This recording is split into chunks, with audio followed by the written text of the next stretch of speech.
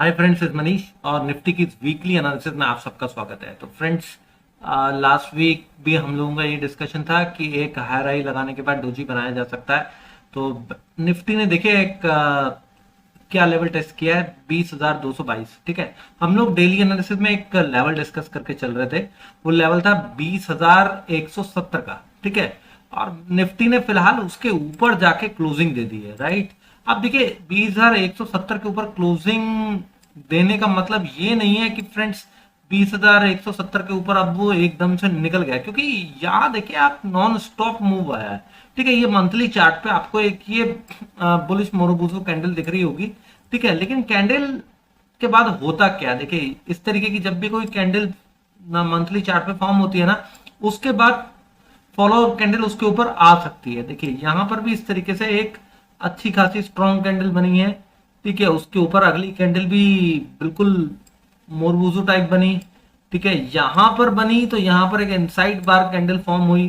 ठीक, तो होने को कुछ भी हो सकता है। ये भी हो सकता है कि निफ्टी का जो अगला महीना है वो एक और ऊपर का मूव भी दे दे, या फिर हो सकता है कि एक इनसाइड बार बन जाए। लेकिन हमारी जो एनालिसिस है, हमारी एनालिसिस ये कह रही थी कि निफ्टी जब ये एक बुलिश मोरबुजुसी बना लेगा हाफ ऑफ द मंथ, उसके बाद ये नीचे आके डोजी बनाएगा। ठीक है, अब ये डोजी कहां तक बननी चाहिए, डोजी का जो क्लोजिंग जो होनी चाहिए वो 19,800 के आसपास होनी चाहिए मैक्सिमम, मतलब ऊपर 750 सात सात के आसपास। ठीक है, according to the over analysis. क्यों? क्योंकि हम ये मान के चल रहे हैं कि अगर इसके ऊपर एनालिसिस हो गई तो फिर तो बाजार छोटा सा पुल बैक देके क्लियर दिखा देगा कि भाई हमारे को ये 21,000 22,000 जाना है। तो अगले महीने लोगों को कंफ्यूज रखने के लिए भी ये जो 19,750 के आसपास की closing is very much possible. ठीक है, अब होगा नहीं होगा वो आने वाले दिनों में देखेंगे, लेकिन मैंने आप लोगों को मंथली चार्ट पे बताया कि ट्रेंड इज बुलिश, लेकिन जो मंथली क्लोजिंग है 19,750 के आसपास होनी चाहिए। ठीक, अब हम लोग वीकली चार्ट पे जाते हैं। वीकली चार्ट पे भी बिल्कुल ट्रेंड बुलिश है, लेकिन ये 90 डिग्री का एंगल बन गया है। ठीक है, क्योंकि 3 हफ्ते से लगातार ऊपर का ट्रेंड बन रहा है, तो छोटा सा एक पुल बैक इसके हिसाब से भी होना चाहिए। एटलीस्ट ये जो ब्रेकआउट रीटेस्ट हुआ है 19,990 के आसपास तक का, या ये जो एक छोटा सा गैप बन गया 19,820 के आसपास तक का, इसको आके फिल करने की मेरी जो एक्सपेक्टेशन है वो ये है कि ये आके फिल करेगा। ठीक, लेकिन एक्सपेक्टेशन के अकॉर्डिंग क्या हम ट्रेड करते हैं? जो लोग भी चैनल पे रेगुलर व्यूअर्स हैं उन्हें पता है हम एक्सपेक्टेशन के अकॉर्डिंग कभी भी ट्रेड नहीं करते। एक्सपेक्टेड तो मैं 6,000 भी कर सकता हूँ, एक्सपेक्टेड मैं 25,000 भी कर सकता हूँ। ठीक है, लेकिन हमें जो ट्रेड है कभी भी अपनी एक्सपेक्टेशन और बायसनेस के हिसाब से नहीं करना चाहिए। हमें जो ट्रेड करना चाहिए वो करना चाहिए what the market do, what market does. Market अगले हफ्ते क्या करेगी उसके ऊपर हमें एक्शन लेना चाहिए। वही मैं हर एक वीडियो में सिखाता हूं, हर वीडियो में यही बात बताता हूं कि जो मार्केट करती है वो करो। आपका बायसनेस कुछ भी हो सकता है, हमें बायसनेस से क्या लेना देना, मार्केट को क्या लेना देना है कि मेरा बायसनेस शॉर्ट साइड पे है या मेरा बायसनेस लॉन्ग साइड पे है। मेरी एनालिसिस सही है गलत है मुझे उससे क्या मतलब। एनालिसिस से अगर ट्रेडिंग होती तो हर कोई आज के समय में अंबानी होता ना, है ना फ्रेंड्स। तो एनालिसिस इंपॉर्टेंट नहीं होती, मार्केट क्या करती है वो इंपॉर्टेंट होती है। एनालिसिस हमें केवल बताती है कि अगर ऊपर जाएगी तो हमें क्या करना चाहिए, नीचे जाएगी तो क्या करना चाहिए। जरूर हम एक लगाते हैं, जैसे कि मैंने एक अंदाजा सा लगा लिया कि हाँ मार्केट को नीचे आना चाहिए, क्यों आना चाहिए। ठीक, आएगी तो ठीक है, नहीं आएगी तो हम लोग लॉन्ग साइड प्ले करने ही वाले हैं। ठीक है, अब ये हो गया वीकली चार्ट। अब हम वीकली चार्ट से डेली चार्ट पे मूव करते हैं, देखते हैं, समझते हैं कि वहां क्या दिख रहा है। अब देखिए मैं आपको कंटिन्यूस एक बात बोल के चल रहा हूं, 90 डिग्री का एंगल है, या तो इस तरीके से कंसोलिडेशन देगा या तो नीचे आएगा, दो में से एक काम होने ही वाला है। ठीक है, अगर वो नीचे आया, नीचे का करेक्शन दिया उसने, तो भाई मेरा जो ये लेवल है ये जोन में बाजार ने आना ही आना है फिर। ठीक है, यहाँ कहीं बाजार आ ही जाएगा। अगर इसने कंसोलिडेशन दिया तो इस रेंज में बाजार घूमता रहेगा, 19,950 60 70 इसके आसपास से निकल जाएगा। ठीक है, लेकिन 20,175 के आसपास का ये जो एक इंपॉर्टेंट लेवल है ये बाजार ने टेस्ट किया है, और बाजार को अगर करेक्शन देना है तो ये बहुत सही जगह है, यहाँ पे करेक्शन देके तब ऊपर जाइए, बहुत ही हेल्दी मूव होगा। डायरेक्ट जो मूव होते हैं वो कभी भी हेल्दी नहीं होते फ्रेंड्स, स्पेशली 90 डिग्री एंगल। ठीक है, चलिए अब हम लोग डेली चार्ट से ओवरली चार्ट पे चलते हैं, वहां का ट्रेड प्लान बनाते हैं, नेक्स्ट वीक हमें कैसे ट्रेड करना है। देखिए इमीडिएट रेजिस्टेंस 20,220 है। अब नेक्स्ट वीक अगर इसके ऊपर टिक ही जाता है तो क्या टारगेट बनेंगे 20,285 और 20,375।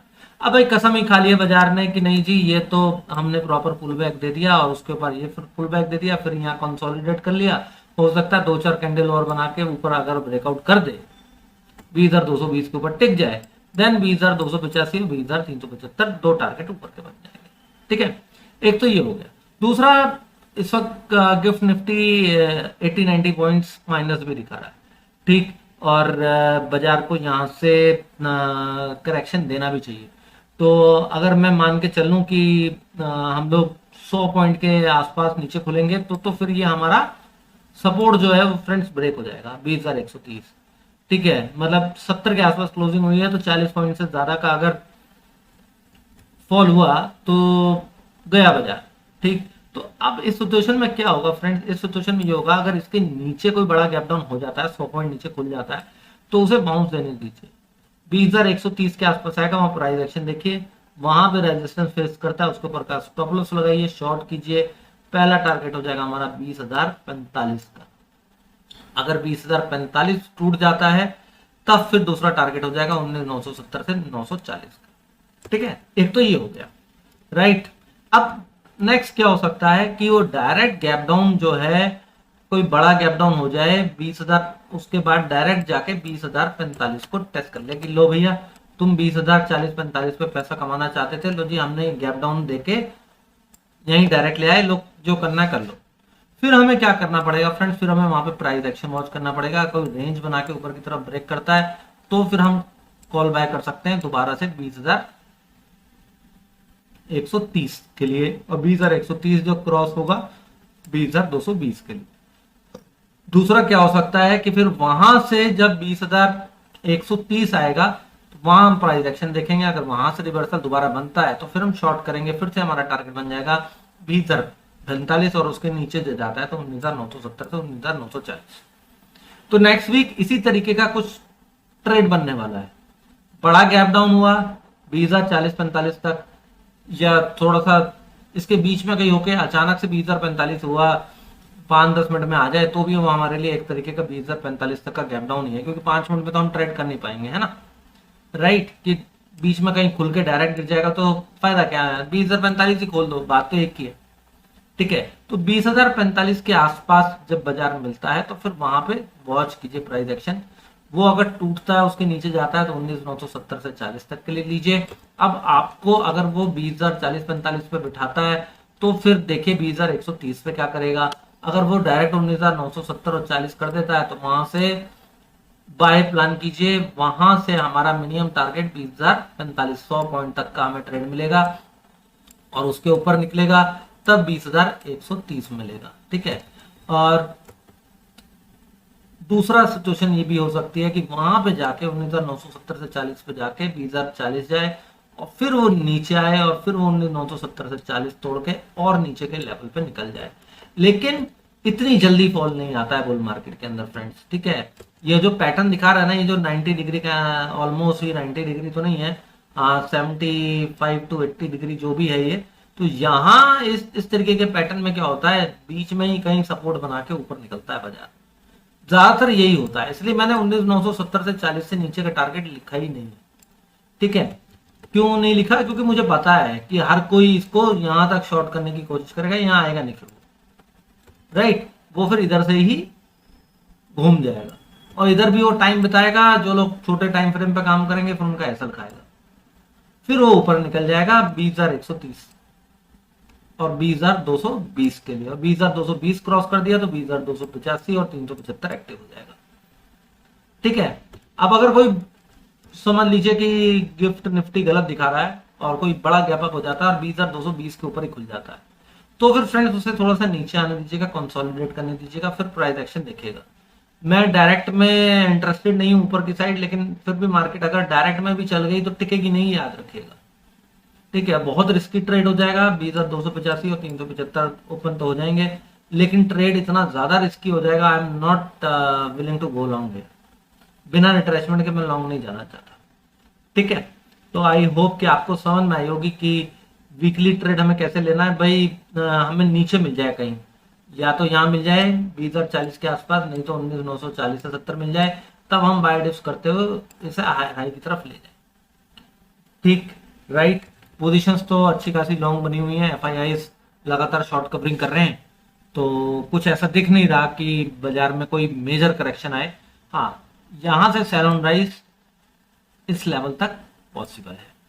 ठीक है, आई होप कि आपको एनालिसिस समझ में आई होगी। एनालिसिस अच्छी लगी हो फ्रेंड्स, तो चैनल को सब्सक्राइब करके बेल नोटिफिकेशन ऑन कर दीजिएगा, जिससे कि आने वाली वीडियोस की नोटिफिकेशन मिलती रहे। वीडियो पसंद आई हो तो फ्रेंड्स लाइक कीजिए और कमेंट जरूर कीजिए, जिससे कि मेरे को मोटिवेशन मिले, मुझे समझ में आए कि आपको वीडियो पसंद आ रही है और मैं आपके लिए ऐसी इन्फॉर्मेटिव वीडियोस लाता रहूं। तो थैंक यू वेरी मच।